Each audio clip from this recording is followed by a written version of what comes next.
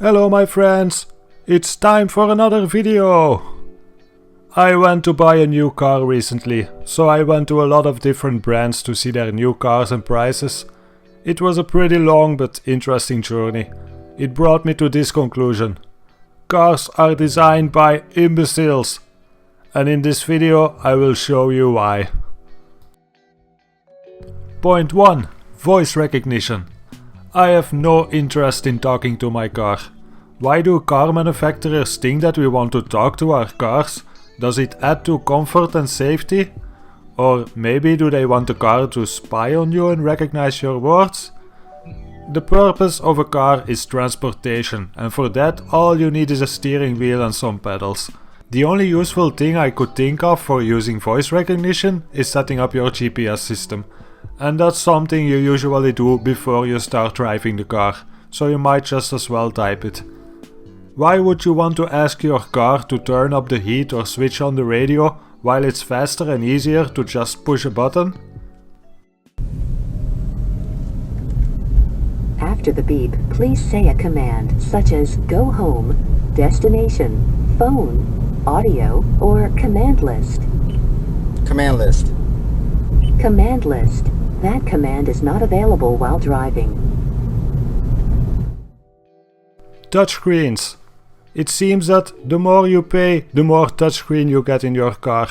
While a touchscreen can be very handy, it requires a lot of technology in your car to function correctly. In the past we used simple buttons to switch an electric circuit on or off. Simple and efficient, and also simple and cheap to fix. Now it seems that every function goes through the car infotainment system. Changing your heater often requires you to go through different menus using the touchscreen. So instead of turning a knob, you now have to touch and swipe 5 times.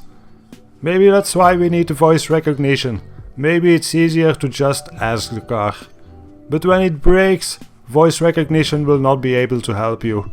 And instead of replacing a button, now it will cost you $2,000 to fix the heater. And that brings me to the next point. Repairing your car. Your car mechanic will need 4 hours to find the issue and fix your heater. Because now there are 20 electric circuits and 30 different parts to make the heater work. And all the parts are very expensive. Replacing your headlights 10 years ago was pretty cheap. A new light bulb usually fixed it. Now you will pay around $1,000 for 2 new LED headlights. Or you break your side view mirror. It will cost you a lot of money because there are sensors and LEDs inside. Not only that, also all the other parts like fuel pumps or injector or anything else cost double the price compared to 10 years ago. If you don't believe me, look it up with any brand and any model of car. Point 4. You don't own your car owns you. It's true. With an old car you are in control and you tell the car what to do. With a modern car it's the other way around, your car will tell you what to do. When you drive without wearing your seatbelt, your car will start to beep at you and annoy you. And if you try to ignore it, the car will start beeping even louder. There is no way to switch it off, you will wear your seatbelt. Yeah, it's important to wear your seatbelt, I know. That's why I don't need my car to tell me.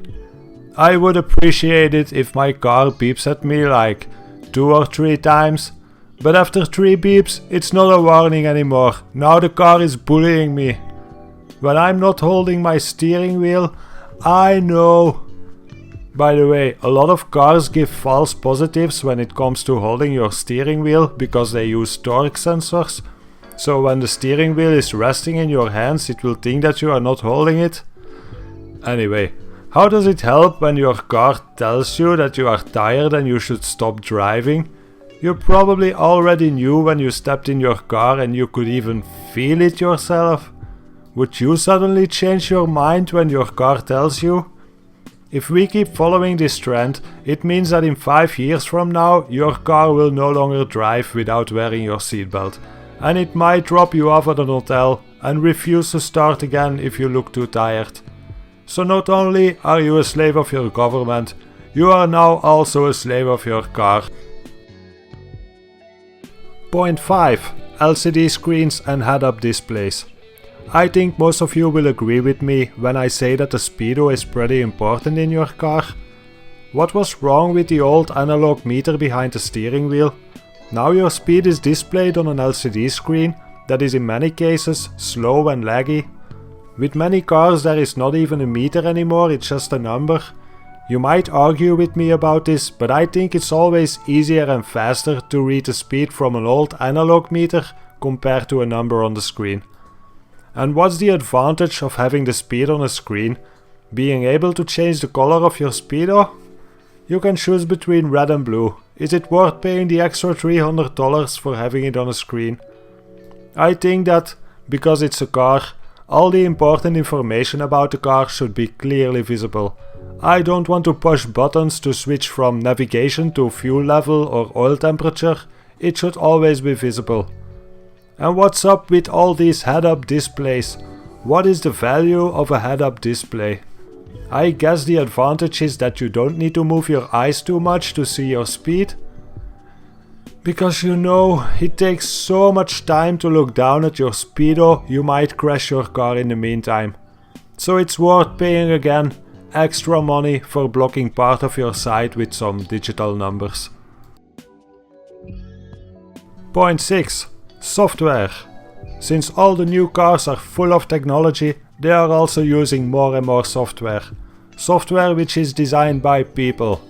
Sometimes by smart people, sometimes by morons. But even when it's designed by smart people, everyone makes mistakes and no software is perfect from the first time. That's why you are getting software updates on your phone all the time. These are fixes and improvements. But for your car, there is no such thing. You buy the car and it comes with software you can never change or update.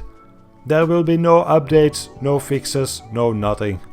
Not only that, the hardware that car manufacturers use is often just enough to make the system run. That's why so many cars have laggy and unresponsive infotainment systems. And since many of the main car functions go through that system, it means that it now takes 15 seconds to change your car temperature. That's why you should use voice recognition. Point 7. Buying part of the car. Most of the cars come with many different options to choose from. In the past you could go buy a car, choose your options and you got what you paid for. But times have changed and now they will deliver a car to you which has the options inside already. But they only activate them if you pay for them.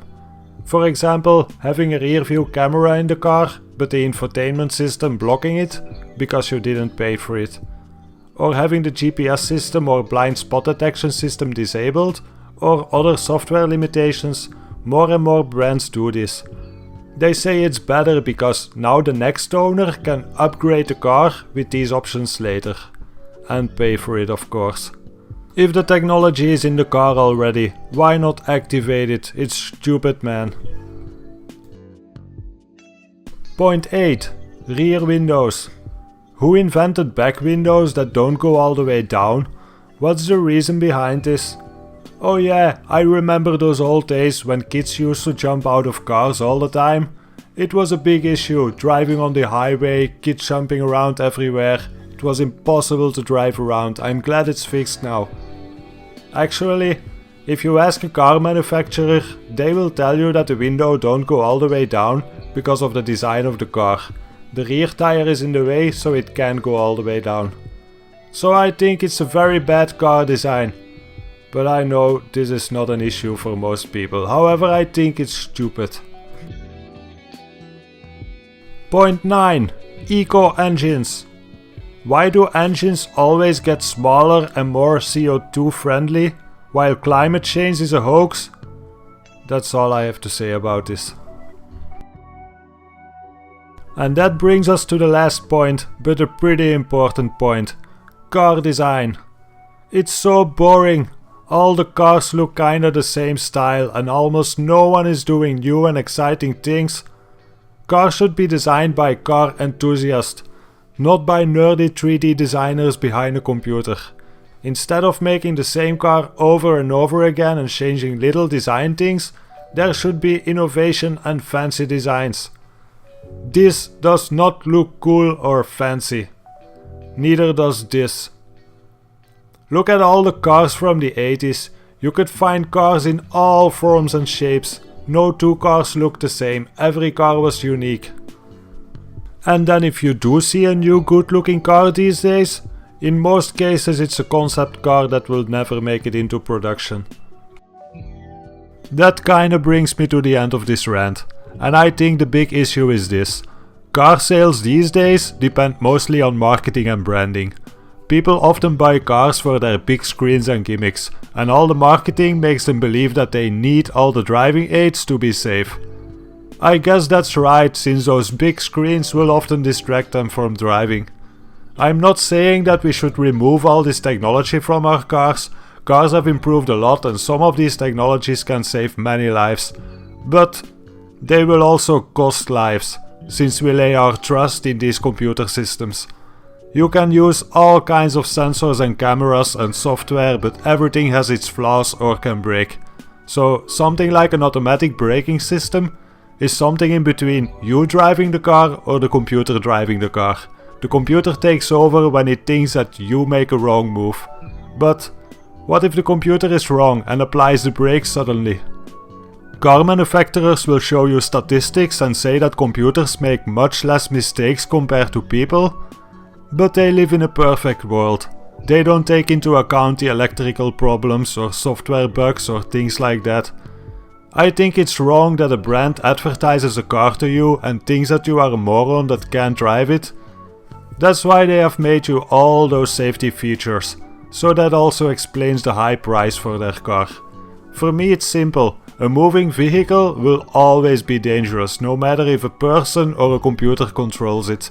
So I would rather buy a car without all this technology and save the $5,000.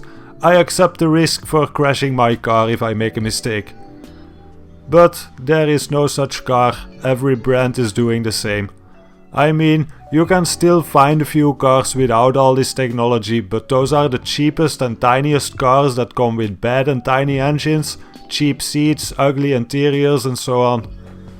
So I had to make compromises for finding a car. If you wonder what I bought, it's a Hyundai. And what convinced me the most is that the software seems to be good. It has a lot of nonsense programmed into it, but you can enable or disable pretty much everything and set up the car just the way you like it. I hope I can disable the seatbelt beeps. Anyway, that brings us to the end of this video. Not the kind of video I usually do, but since you are still watching, it seems that you enjoyed it.